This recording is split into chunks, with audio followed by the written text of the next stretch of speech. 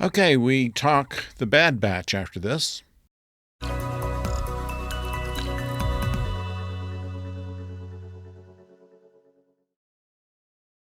Hello out there, I'm the oldest nerd. I was just looking ahead, and there are going to be 15 episodes of The Bad Batch. This was episode 8, and two of them, week after next, are going to drop on the same date. So we have about 6 weeks left to this adventure, and this is the final season, as they've said, of The Bad Batch. So once this settles, anytime we'll see these characters again would be in some kind of sequel, or perhaps as part of another production, as there are some side character or something.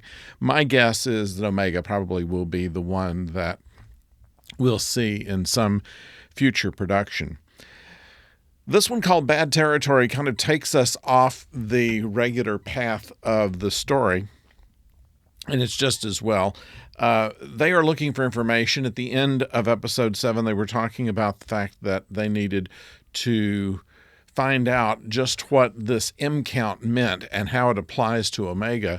And they go in search of someone that can give them the information, and finally end up with Fennec Shand, who they've worked for before and don't particularly like her. She doesn't particularly like them, but finds that there's some advantage that she can trade information to capture a bounty that she's been looking to do.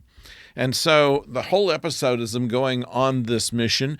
They are on a futuristic boat they rent, and it is kind of a hydrofoil type of thing that's run with the usual kind of engines that the spaceships use. And there are some dangers, of course, and some adventures there, and then the abduction. And of course, the two of them, that is to say, Wrecker and Hunter, are the two that go to meet with her and then go on this mission with her. And she gets all the money for the bounty, but they get the information that they're looking for. Until at the very end of the episode, she indicates that she'll give them the information after she's gotten her bounty money, and that they would just have to trust her. They're not happy about this, but they have no choice, and that's where we kind of leave it. And we believe that Fennec is giving them away to the Empire as well. So this is something that will certainly carry over into future episodes, as to they're already being hunted. Omega is being hunted, so I don't know that it makes any more complication than that. But now the Empire knows what they're looking for. And while it's uncertain if Fennec Shand knows what the M count means, she certainly knows someone who knows about it, and probably will never give that information to our batch. Now, as far as the story goes, there are some parts of it that happen at night, and as often as this has happened in Dave Filoni animated adventures, I don't care for it. Now, I understand that you want to have the right mood and setting and things like this, but sometimes this stuff gets so dark you just can't tell what's going on.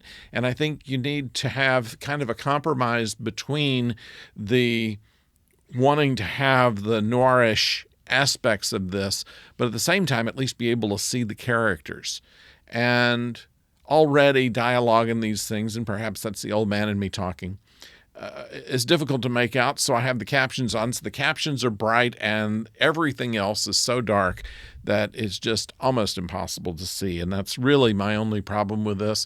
Otherwise, once again, the design of the ships that they feature, the watercraft, the water itself, the monsters in the water, other things are all very well rendered and very believable within that universe. So I liked it, but it's not really advancing the story any. It's kind of one of those places in the middle that is kind of stalling for time, if you ask me. But they will have another adventure next week, and then the week after, a double and that will be interesting to see. It's probably another cliffhanger, and then we'll have in total 15 episodes in this series. So we have from now about 6 weeks to go. So I'd like to know what you think about this so far, of this or any of the previous episodes that we've talked about, and please put it below. And in the meantime, if you have not subscribed to the channel, you know how that works. Just click subscribe or click the circle N that you will find over in this part of the screen, and that will subscribe you to this channel. It doesn't cost you anything, doesn't have any obligation to it, but it would be helpful. And of course, if you'd like to click a like, you may do so. There's also a thumbs down. I'm not saying don't do it, but I like the ratios right now. It seems that most people like what they see, and I'm very thankful for that. So until we talk online, don't go far.